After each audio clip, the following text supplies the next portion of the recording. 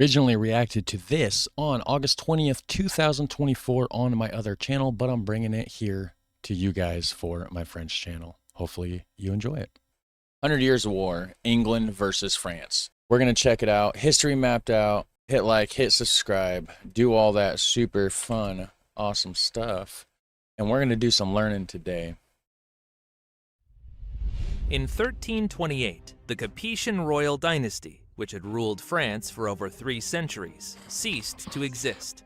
The kingdom faced difficult times, as an empty throne could lead to civil war. To prevent this, Philip, Duke of Valois, convened the most powerful feudal lords of France. Since the House of Valois itself was descended from the Capetian line, Philip proposed himself as a candidate for the throne. The majority supported him, and he was soon crowned in Reims as King Philip VI. Reims? I've never heard of Reims. Is that something that... I don't know a lot about France, but I know Paris and stuff, obviously, is the famous city.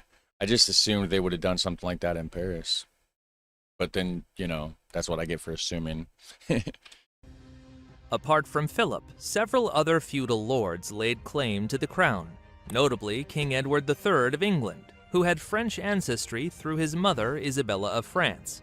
However, the French aristocracy did not want to be ruled by a foreign king, and thus rejected Edward's claim.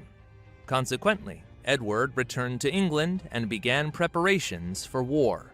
Philip VI also prepared for war. He consolidated his power, suppressed uprisings in Flanders, and formed an alliance with Scotland. Then he decided to take Gascony from Edward III, the only English-held land on the continent from which they could launch attacks on France. In 1337, Philip VI found a pretext and declared the confiscation of Gascony. In response, Edward III declared war on France. Within 2 years, the English assembled an army and landed in Flanders. Edward III had long-standing allies there, and Flanders quickly sided with the English. For an entire year, the English looted Picardy. Only the news that Philip VI, with an army, had arrived near Amiens forced them to retreat. Despite this, Edward decided not to abandon the war, and in 1340 proclaimed himself King of France. The conflict escalated from a skirmish over Gascony to a... That's what he claimed in England. He's like, all right, guys, I'm the King of France now. People in France are like, what's this guy talking about? We don't want him to be our king. We don't want somebody from a foreign land to rule our country. Full-blown war for the French crown. In response, Philip VI sent his fleet to Flanders to prevent the English from returning. However, in the Battle of Sleys, the English easily defeated this fleet and once again landed in Flanders. Okay. A year later, war broke out in Brittany, where one of the claimants to the ducal title, John of Montfort, supported the English. This gave England the opportunity to attack France from 3 directions. Only then did the French realize the seriousness of the situation. In 1345, the French Prince John set out to conquer Gascony. He nearly succeeded, but the defeat at Auberoche nullified all French gains. In 1346, Edward III landed in Cotentin and moved inland, pillaging lands along his way. The French king left the capital and gathered his troops in Rouen, expecting the English to head there. However, Edward marched towards Paris. Lacking the strength to capture the city, the English merely looted the surrounding lands before heading towards Flanders. The French followed them. The armies finally met in Picardy near Crecy. The French had a significant numerical advantage, with more cavalry and additional reinforcements from Italian mercenaries. The English, however, could counter this only with their disciplined forces and the famed English longbowmen. The first French attack was launched before half of their troops had even reached the battlefield. Each feudal lord led his contingent separately, resulting in disorganized assaults. The French cavalry trampled their crossbowmen due to the lack of coordination. Meanwhile, the English longbowmen continuously rained arrows upon the advancing French forces, and when the enemy got too close, they were driven back by the English knights. The French attempted...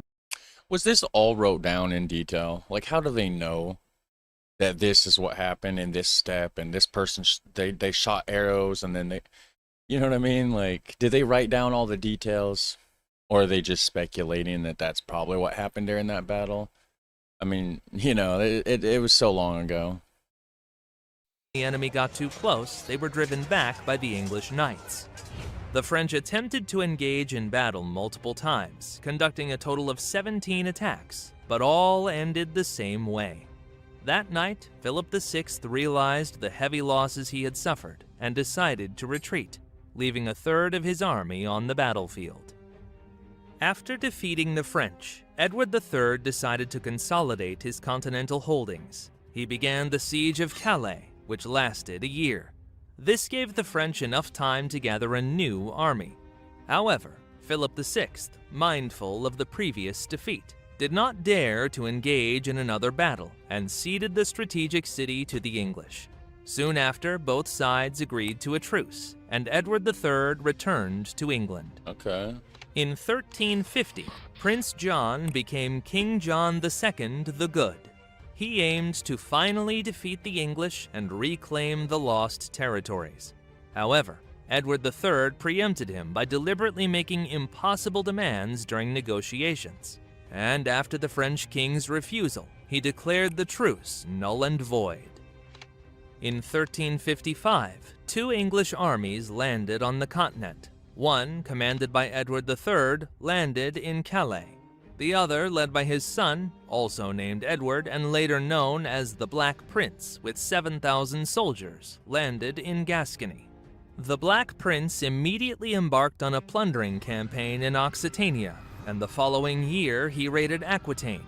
In response, John II assembled a significant army and headed south. He encountered the Black Prince at Poitiers, where the French army repeated almost all the mistakes from the Battle of Crecy.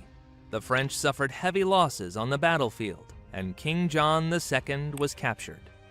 The English had not anticipated such success. They quickly concluded a truce in Bordeaux and agreed to return the French king in exchange for a large ransom. They're like, we didn't realize we were going to do that good. We surprised ourselves. French Prince Charles was ready to pay this money for his He's got a good name, Charles. father, but the Parisians opposed the idea and rose in rebellion, demanding that such resources be used to continue the war. The prince had to flee to Reims. At the same time, Charles II of Navarre, who also claimed the French crown, distinguished himself in France. He chose the path of intrigue and deception, earning the nickname Charles the Bad. Taking advantage of the absence of both the king and the prince from the capital, he forged an alliance with the English and began gathering an army, aiming to capture Paris and proclaim himself king. But in 1358, a peasant uprising erupted in northern France. The peasants were discontented with the prolonged war, rampant banditry, and the government's inaction. This uprising became known as the Jacquerie. It was in this context that Charles the Bad decided to make his move. Pretending to be an ally of the rebellious peasants, he attacked them during negotiations, massacring them with exceptional brutality. However, this did not increase support for Charles the Bad. Although the Parisians let him into the city, they quickly revolted against him, recalling both his friendship with the English and his cruelty in suppressing the Jacquerie. Faced with this opposition, Charles the Bad renounced his claims to the crown in front of Prince Charles, but in return received lands in Normandy. Understanding the tragic situation in France, John II, who was then in London, signed a peace treaty with Edward III. According to this treaty, the English king renounced his claims to the French throne, but received half of France in return. However, the French did not agree with such a treaty, and Okay, that's why yeah, I was gonna say, dang, I didn't think that happened. Like that would have been a different outcome today. But I guess the French deal was like, nah, dude. No, we can't be having that. the Parisians even allowed Prince Charles to return to the capital. There, he officially declared that he did not recognize the treaty signed by his father. Then, Edward III quickly gathered an army and marched to Rheims. So his dad, so hold on, John the Good did sign it? And Prince Charles was the one that was like, nah, dude, no. Is that what? I'm gonna have to hear this again, guys. We gotta get some clarification here. Who was then in London, signed a peace treaty with Edward III. He did sign it. According to this treaty, the English king renounced his claims to the French throne, but received half of France in return. However, the French did not agree with such a treaty, and the Parisians even allowed Prince Charles to return to the capital. There, he officially declared that he did not recognize the treaty signed by his father. Yeah, he's like, no, that's junk. Then, Edward III quickly gathered an army and marched to Rheims. However, this campaign turned out to be a failure for the English. They failed to capture any significant city and suffered heavy losses when winter arrived. In 1360, the Treaty of Brittany was signed. Aquitaine was ceded to England, and John II returned home. But he promised to pay a substantial ransom. Nevertheless, this peace treaty did not bring an end to the war. In 1362, John II, having failed to pay the ransom, voluntarily returned to captivity in England. What? 2 years later, he died there. His son, now Charles V the Wise, began preparations for war. He implemented military reforms. Wonder why, if he got the name Wise, because, like, everybody else was just making dumb decisions, it seemed like. So they're like, well, this guy, he's real wise, because you got Charles the Good, Charles the Bad. Well, we got to come up with another nickname for this guy. Oh, Wise. There you go. He centralized command, increased the number of mercenaries, and created units of French archers. Additionally, he appointed talented military leaders to high positions, one of whom, Bertrand de Guesclin, was given the post of Constable of France, effectively the commander of all the kingdom's forces. Meanwhile, Charles the Bad was once again plotting to seize Paris and become King of France. Sure he was. However, in 1364, Bertrand de Guesclin marched against the Navarrese and swiftly captured all of Charles the Bad's possessions in Normandy. Soon after, he caught up with and defeated his forces in the Battle of Crecy. Following this defeat, Charles the Bad abandoned his attempts at war with the French king for a long time. The following year, de Guesclin attempted to reclaim the Duchy of Brittany. However, he faced defeat at the Battle of Auray, and Duke de Montfort expanded his holdings. France had many retired soldiers who had nothing to occupy themselves with, and thus turned to looting. King Charles V hired some of them for military service, but many who did not join the army continued their brigandage. The king devised a clever plan to rid himself of these marauders. He intervened in the Castilian Civil War, gathered 15,000 mercenaries under de Guesclin's command, and sent them to support his ally, Henry II of Trastamara. Trastamara, huh? So this is obviously where Spain is nowadays. But at the time, I think there was a lot of Arabs from Northern Africa, Morocco, kind of, you know, Middle East, that came up. And that's what a lot of the nationality can be traced to, actually. A small percentage, at least, in Spain. That's why they have a little bit of a darker skin than a lot of the rest of the people in Europe. Guesclin easily defeated the Castilian king Peter I the Cruel, who fled to the English. Peter then allied with Edward the Black Prince and returned to Castile with 8,000 mercenaries. The armies met at the Battle of Nájera. Taking advantage of Henry II's misfortune, Peter the Cruel and the Black Prince's forces defeated the Franco-Spanish troops and captured Bertrand de Guesclin. However, after the victory, Peter I did not pay his soldiers and failed to grant the promised lands to the Black Prince. Edward abandoned the Castilian king, which soon ended Peter the Cruel's reign. In Spain, the Black Prince contracted dysentery. Upon returning to Aquitaine, he also quarreled with his vassals. This forced him to seek mediation from the French king in his disputes with the feudal lords. Charles V seized this opportunity and began the conquest of Aquitaine. The 100 Years' War reignited with renewed intensity. The English, under the command of Captain Robert Knowles, landed in Calais and attempted to seize Picardy. However, they faced significant resistance from the French. Bertrand de Guesclin skillfully stretched the English forces through maneuvers, winning small battles. After a year, the English suffered too many losses to continue the campaign and retreated to Aquitaine. But de Guesclin pursued and defeated them at the Battle of Pont-Vilaine. De Guesclin then moved towards Aquitaine, capturing cities along the way, and in 1372 took La Rochelle. The following year, a rebellion broke out in Brittany.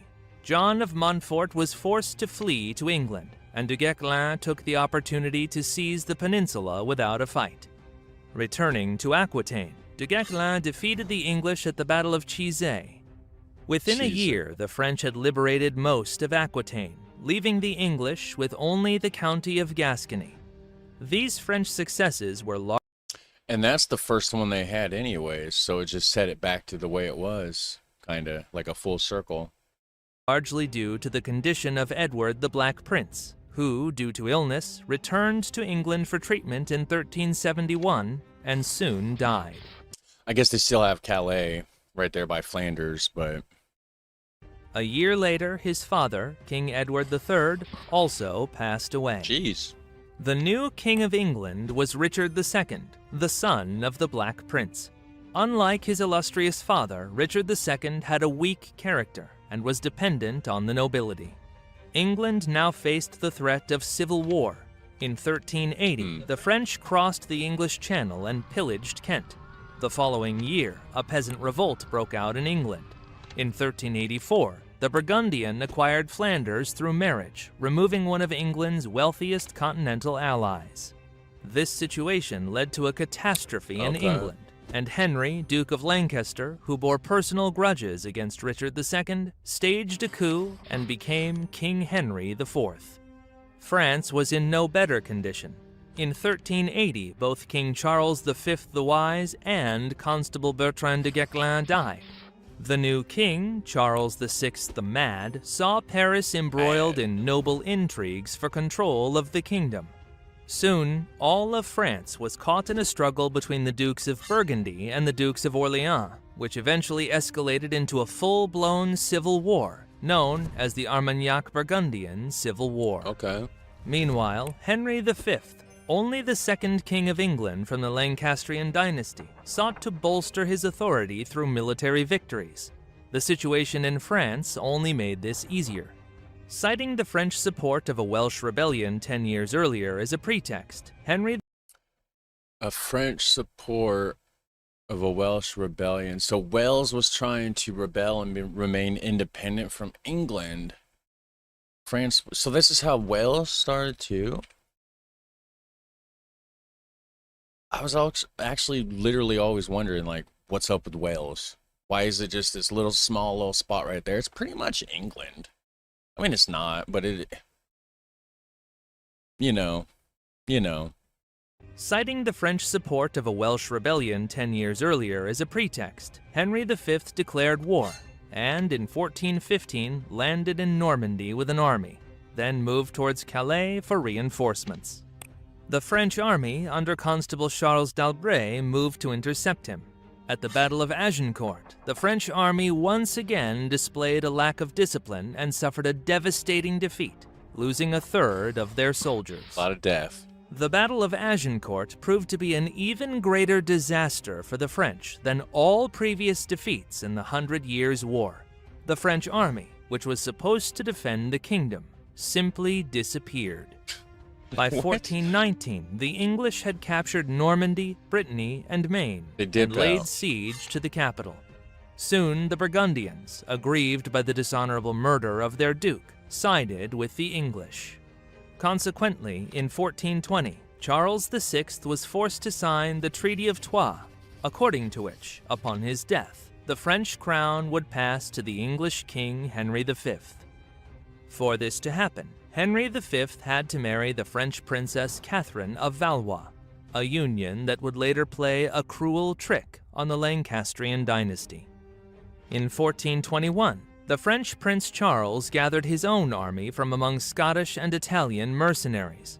I wonder how it would be a trick. Oh, because would that also give her the rights to England in some way, or that it would carry into her family's line? So then France would be like, well, you guys keep trying to get ties to England, and, you know, we're going to flip-flop it around. Huh. Prince Charles gathered his own army from among Scottish and Italian mercenaries. Unwilling to accept that he would not inherit the crown upon his father's death, he planned to defeat the English. He faced off against the English king's brother, Duke Thomas of Lancaster. In the Battle of Beaujeu, the English were caught in an ambush and defeated, with Thomas being killed. In 1422, both Charles VI and Henry V died. The English immediately demanded that the French crown be handed over to the young Henry VI. Meanwhile, another brother of the English king, Duke John of Lancaster, captured Champagne. More importantly, he seized the city of Reims, where French kings were traditionally crowned. Okay. Simultaneously, French nobles gathered in Poitiers and refused to recognize the English Henry VI as their king, offering the crown instead to Prince Charles. Prince Charles hoped to reclaim Normandy, but suffered a defeat at the Battle of Verneuil, narrowly escaping the battlefield. He then began forming a new army, notably reconciling with the Bretons, which required him to recognize John de Montfort as the rightful Duke of Brittany. With the support of Breton troops, Prince Charles recaptured Chinon. In response, the English laid siege to Orléans, hoping to open the road to southern France. However, thanks to the heroism of the French, the siege of Orléans dragged on for a year. During this time, Joan of Arc arrived in Chinon to... We're learning about Joan of Arc soon too, guys. We have another video on the to-do list about Joan of Arc, so stay tuned for that. Hit that notification bell so you don't miss out on it after you subscribe and hit like, of course. Meet Charles. She claimed that God had sent her to save France from the English and asked for troops. Various theories about Joan of Arc's origins exist, ranging from her being a simple peasant girl to being the illegitimate daughter of King Charles VI. Receiving a small contingent of knights from Prince Charles, Joan of Arc set out to lift the siege of Orléans. The campaign became known as the Loire Campaign. Joan participated directly in the battles, even suffering wounds, but managed to defeat the English outside the walls of Orléans and recapture all surrounding fortresses. She triumphantly entered the liberated Orléans and, not giving the English time to recover, pursued and defeated them again at Patay. Nice. Thus, she freed the Loire Valley. These victories boosted French morale, and Joan of Arc, the Maid of Orléans, was given command of a larger force and set out to liberate Reims. The inhabitants of Champagne surrendered their lands without a fight. The French prince, now Charles VII, arrived in Reims for his coronation, earning the title the Victorious. Joan of Arc aimed to liberate the French capital. She laid siege to Paris, but... So does that mean technically Paris was English at one point? Like Paris was an English city? Because it was an English rule, English territory? Interesting, guys. Interesting. The English and their Burgundian allies had left a strong garrison there, and the siege failed.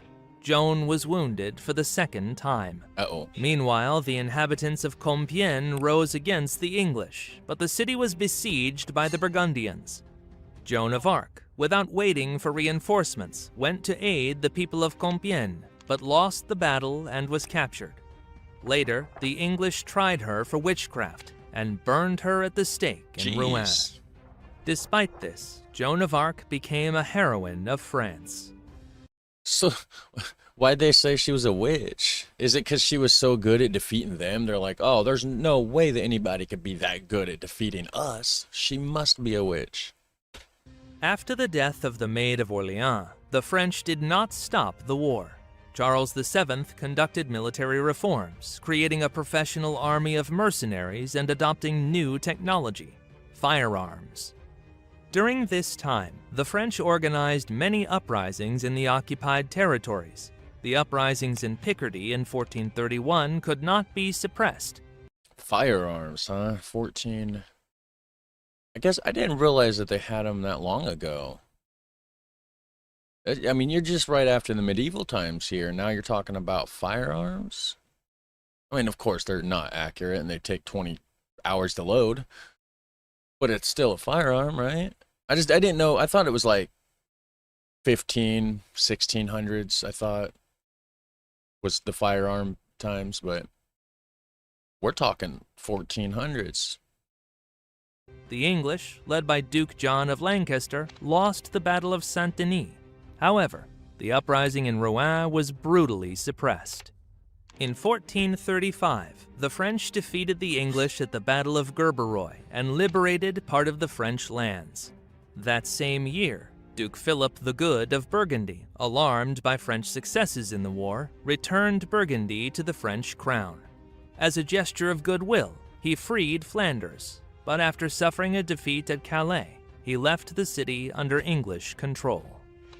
In 1449, Charles VII organized a campaign to Normandy. He defeated the English at the Battle of Formigny, after which the inhabitants of Rouen, who despised the English, opened the city gates to the French. 2 years later, Charles VII moved south and easily captured Bordeaux. However, the following year, the English, led by Baron Talbot, retook the city. In 1450, they've had that spot for a while, it seems. It's Gascony or Gasco.